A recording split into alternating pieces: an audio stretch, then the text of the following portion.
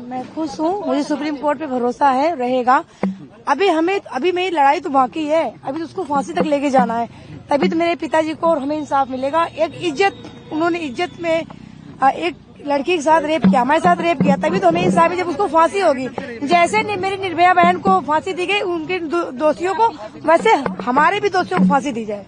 तो अब आप कोर्ट से सीधा आप अपने एडवोकेट से मिलने के लिए आई हैं, आगे की क्या कुछ? मेरी आगे की तैयारी, मेरी आगे की लड़ाई भी बाकी, मैं लड़ाई संघर्ष कर रही हूँ, भी संघर्ष मेरा जारी रहेगा।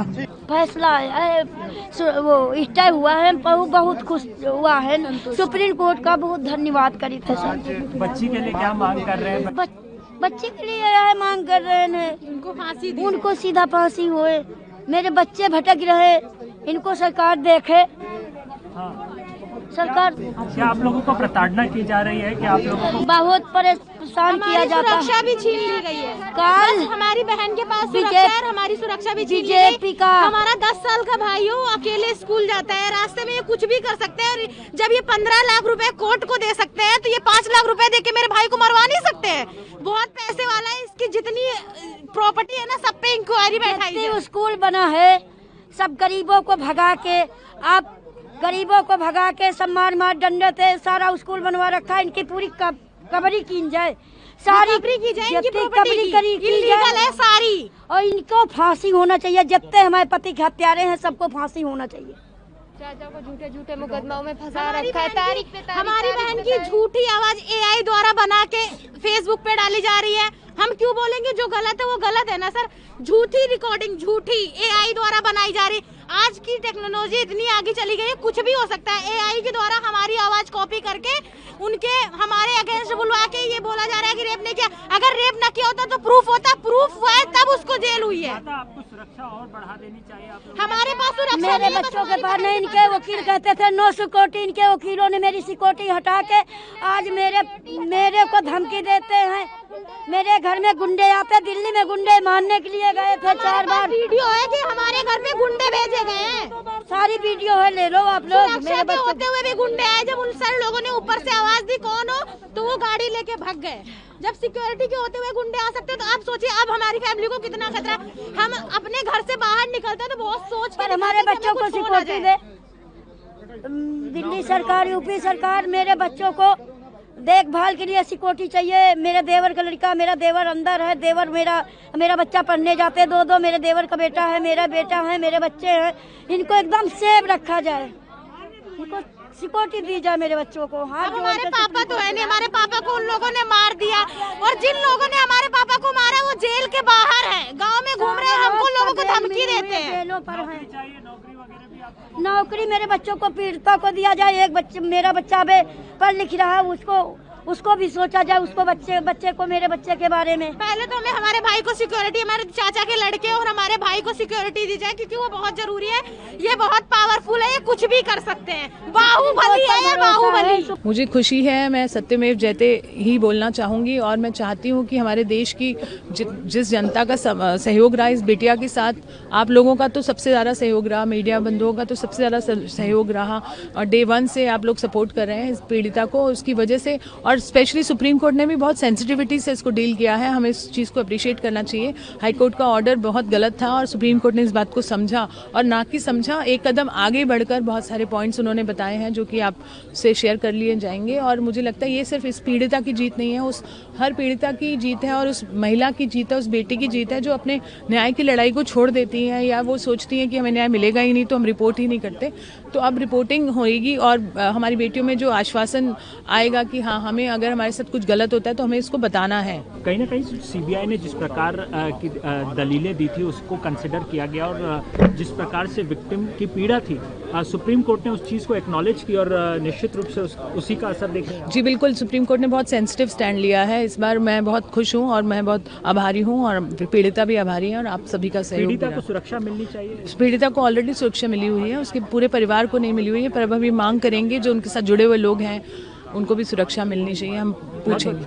उम्मीद की किरण, और हम चाहते हैं कि इस बच्ची को न्याय मिले, और अब लगता है कि उस राह में हम आगे बढ़ रहे दोबारा हैं। से कुलदीप को वापस से जेल भेज देना चाहिए या क्या कुछ आपकी प्रतिक्रिया है? फांसी की सजा मिलनी चाहिए एक बलात्कारी को, ना ही कुलदीप सेंगर बट आगे भी पिछले केसेस में भी जो भी एक नया लॉ आना चाहिए जिसमें बलात्कारियों को कैपिटल पनिशमेंट मिलना चाहिए। उसके साथ खड़े हुए एक एक शख्स की ये बहुत बड़ी जीत है और तमाचा जोरदार उनके मुंह पर पड़ा है, जिन्होंने इस लड़ाई को कमजोर करके कुलदीप सिंह सेंगर जैसे नाबालिग बेटी के बलात्कारियों को बचाने की, हत्यारों को बचाने की कोशिश की। उनके मुंह पर जोरदार तमाचा है। सरकार ने इस लड़ाई को मजबूती से अगर हाईकोर्ट में लड़ा होता तो आज सुप्रीम कोर्ट की तरफ जाकर हमें देखना ना पड़ता, लेकिन हाईकोर्ट में सीबीआई ने इस लड़ाई को, सरकार ने इस लड़ाई को कमजोर कर दिया, जिसका लाभ दोषी कुलदीप सिंह सेंगर जैसों को मिल गया और उनका फैसला आता है, उन्हें रिहा किया जाएगा। आज हमारी जो एक न्याय की उम्मीद की किरण थी वो जिंदा सुप्रीम कोर्ट ने रखी है और हम इस लड़ाई को अभी आगे लेकर जाएंगे। सुप्रीम कोर्ट तो सीबीआई ही गई, सरकार ने ही उसके खिलाफ जो है पिटीशन डाली, वहां पे लेके गए, तो सरकार को कैसे आप कटघरे पे या एजेंसी को कैसे आप? देखिए, पीड़िता का आप बयान सुनिएगा कि हाई कोर्ट में जब ये फैसला सुनाया गया तब सीबीआई ने, उनके वकीलों ने इस लड़ाई को मजबूती से नहीं लड़ा वहां पर, इसलिए ये फैसला आता है। उसके बाद उनका कोई भी ऐसा मंशा नहीं थी कि वो सुप्रीम कोर्ट जाएंगे इस फैसले के खिलाफ, वो तो बैठ गए थे। ये तो हाहाकार मचा, पूरा देश में आग लग गई और दबाव बना, तब जाकर सीबीआई को खड़ा होना पड़ा और वो भी दबाव को देखते हुए। फैसला तो यही आना था, अगर सीबीआई और सरकार इसमें कुछ करती ना करती, हमें उम्मीद थी सुप्रीम कोर्ट इसका संज्ञान लेकर इस पे रोक लगाएगा, जो लगी भी है। लेकिन हाँ, अब हमारी पल पल की नजर है कि सुप्रीम कोर्ट के इस मामले में सरकार, सीबीआई की भूमिका अब क्या रहने वाली है, क्योंकि हमें अभी भी शक है कि लगातार इस मामले को आगे भी कमजोर करके, क्योंकि आपने देखा किस तरह से खुद जो अपना बेटियों का यौन उत्पीड़न का दोषी है ब्रजभूषण शरण, वो इनके समर्थन में लाइव टीवी चैनल पे जा रहा था। किस तरह से भाजपा की महिला कार्यकर्ताओं की ये तस्वीरें हैं जिसमें लिखा है स्पोर्ट कुलदीप सिंह सेंगर, ये सड़कों पे उतर जाते हैं, है ना। तो ये तमाशा खुला चल रहा है। ये लड़ाई 3 मोर्चों पर लड़ी जा रही है और लड़ी जाती रहेगी। पहली लड़ाई हमारी अदालतों के बीच में लड़ी जाएगी, जिसको हमने अभी इस कदम पर पीड़िता ने जीता है। दूसरी हमारी लड़ाई जो है वो सड़कों पर लोकतंत्र के तहत लड़ी जाती रहेगी, जो लड़ी गई है अभी। और तीसरी लड़ाई सदनों में होगी, चाहे वो लोकसभा का सत्र फरवरी में आ रहा है। अगर नाबालिग बेटी की दोषी को फांसी की सजा है तो दीजिए फांसी की सजा, उदाहरण बनिए, डर पैदा होना चाहिए। लेकिन अगर वो कुलदीप सिंह सेंगर हो, वो ब्रजभूषण शरण हो, वो प्रज्वल रेवन्ना हो, वो हमारी बिल्किस बानो जो हमारी गुजरात की पीड़िता के